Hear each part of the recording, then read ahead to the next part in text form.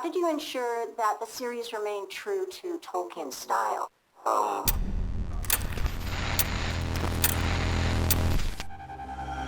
Leave your mind to a world where reality dies. The horror of your dreams. No one can hear you scream. Sleep, sheep, sleep. And welcome to the metaverse. I am your MetaKing. Then I hope that you will join us, because the future is going to be beyond anything we can imagine.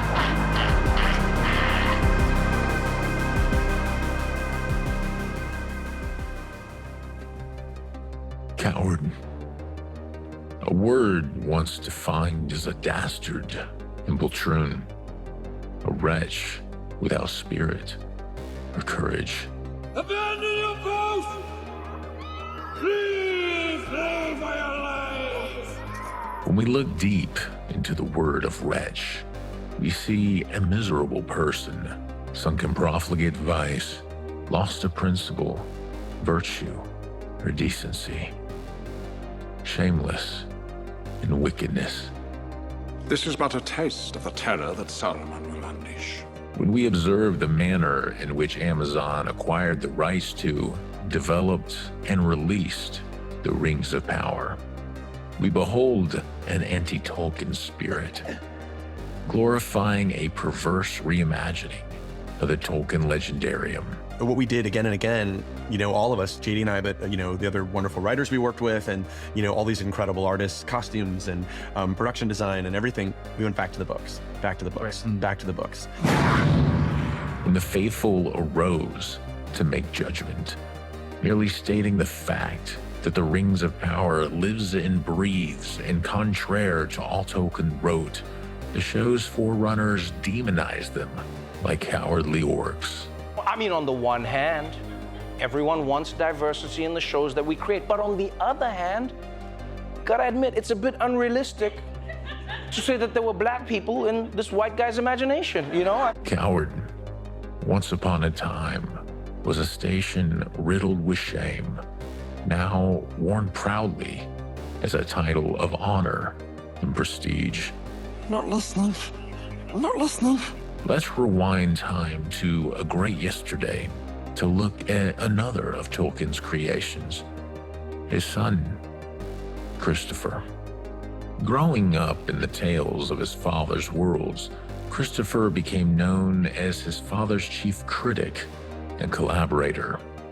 The youngest member of his father's writing club, the Inklings, he devoted his life early on unto death to aid his father's vision for Middle-earth. I actually think that spirit is a spirit of putting your heart and soul into something. And I think that shows on the screen. I think that really comes across on the screen. Knowing the levity and bond between father and son, it is not surprising Amazon waited until Christopher stepped down as director of the Tolkien Estate and Trust to wave $250 million in the faces of his successors, who allowed such a beloved legacy to be tainted with the infection of woke. You shall not pass! In terms of the thematic material, we didn't want to put any of our own baggage. I mean, we had no interest in putting our messages into this movie, but we thought that we should honor Tolkien by putting his messages into it. He cared passionately about certain issues, and we thought what we should do to honor him is to make sure that what he cared about ends up in the movie. That's what we tried to do. There's no longer gonna be a moment where there wasn't an elf of color. That chapter is closed, baby. The context surrounding the sale, waiting for the last in the line of Tolkien's works to sail into the West before sending it off to be corrupted, mirrors the work of Anatar, the facade of Sauron, corrupter of the Rings of Power, lieutenant and servant of the pure evil of Morgoth. It is over. The evil is gone. Then why is it not gone from in here? With over $1 billion gambled, I will not assume Amazon's ignorance. They understood quite well the devotion of fans, scholars, and cinephiles around the world who expected a quality of film on par with the literary excellence of Tolkien's books. His legacy deserves no less. And after Amazon got involved in this project, my son came up to me one day. He looked me in the eyes very sincerely, and he said, "Dad, please don't F this up." The stories are not permitted to rise to greatness in our modern age because the woke of the West cannot deny the hunger of their perversion. Something that you have failed to see. And so the conspicuous saboteurs behind the rings of power embedded their woke ideology to serve as a transmitter of their dark beliefs and as a failsafe to strike against righteous criticism. Why do you lay these troubles on an already troubled mind? They believed they could blame prejudice instead of unfaithful adaptation in purposefully egregious ways to force something no one wanted on our eyes and ears. In their cowardice, they forged manipulations of critical acclaim and removed unfavorable reviews written for public consumption. The only reaction deemed allowable in their twisted world is glowing praise they most likely commissioned.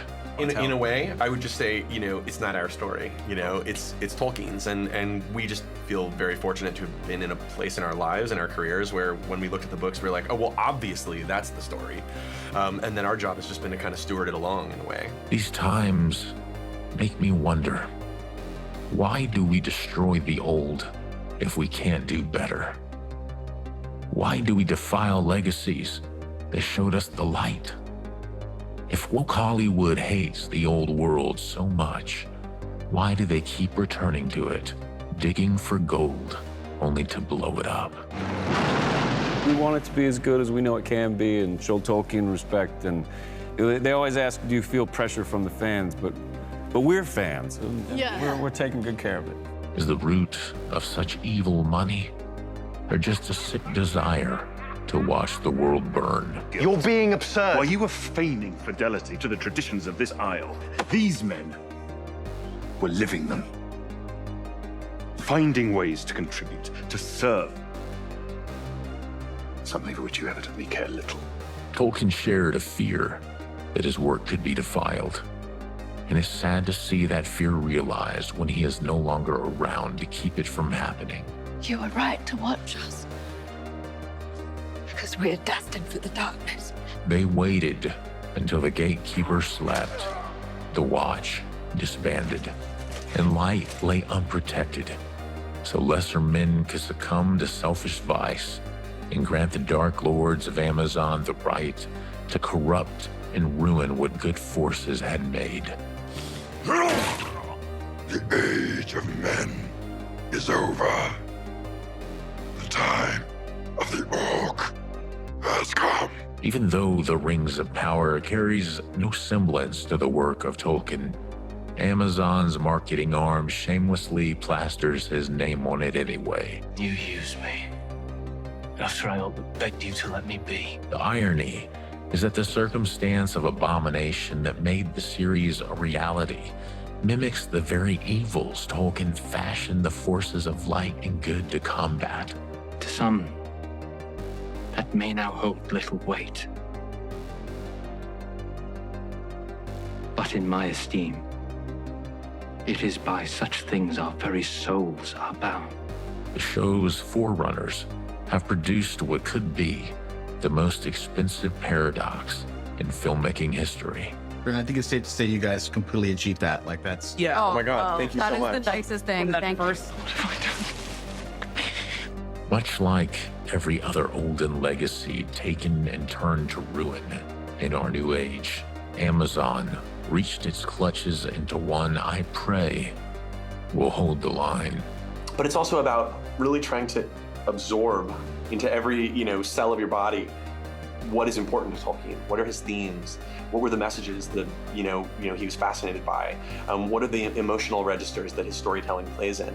And then hopefully try to honor that.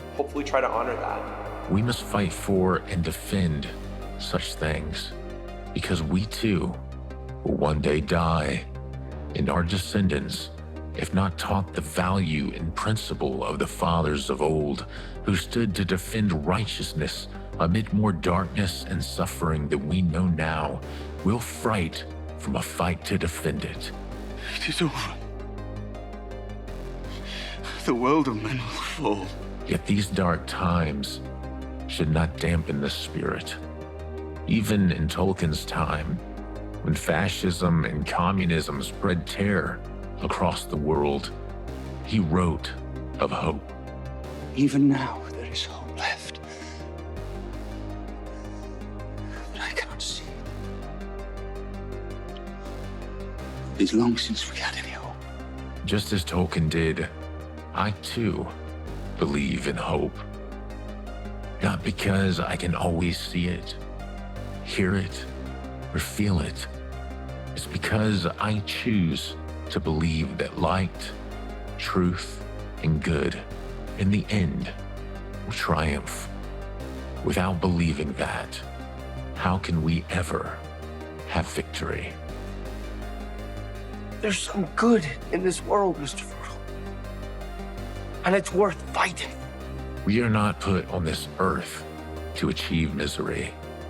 Yes, misery abounds if you search for it and let it consume you. But there is more to this life and beyond it if you believe in something better. White shores. And beyond. Far green country. To a swift sunrise.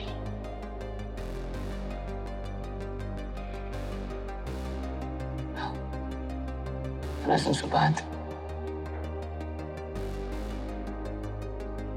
No, it isn't. Tolkien spoke of such things in an old letter written to his son toward the end of the Second World War on April 30th, 1944. He said, "Here is still some hope that things may be better for us, even on the temporal plane in the mercy of God. And though we need all our natural human courage and guts and all our religious faith to face the evil that may befall us, still we may pray in hope."